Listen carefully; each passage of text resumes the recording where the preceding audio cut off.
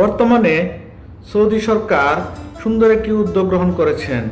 উদ্যোগটি হলো, যদি কোনো পাকিস্তানি ব্যক্তি এদেশে আসতে চায় তাহলে তাকে মুচলেখা দিয়ে এদেশে প্রবেশ করতে হবে। কেন তাদেরকে প্রবেশ করতে হবে সে বিষয়টি আজকে আপনাদের সামনে উপস্থাপন। এখন থেকে পাকিস্তানি ভাইয়েরা সৌদি আরবে আসতে হলে তাদের মুচলেখা দিয়ে আসতে হবে। তার একমাত্র কারণ হচ্ছে ভিক্ষাবৃত্তি। কারণ তারা এদেশে এসে তারা কাজকর্ম ফেলে দিয়ে তারা বিভিন্ন জায়গায় ভিক্ষাবৃত্তিতে লিপ্ত হয়ে যায়। তাদের ভাই অসুস্থ, বোন অসুস্থ, মা অসুস্থ, বাবা অসুস্থ, স্ত্রী অসুস্থ, সন্তান অসুস্থ, এসব কথা বলে লোকজনের কাছ থেকে তারা ভিক্ষাবৃত্তি করে থাকে।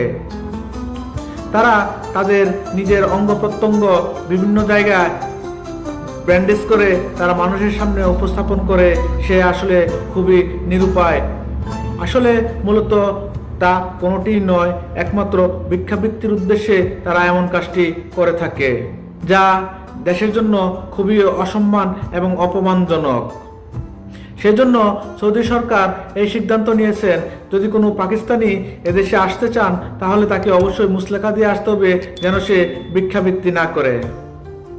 ধন্যবাদ, ভালো থাকবেন।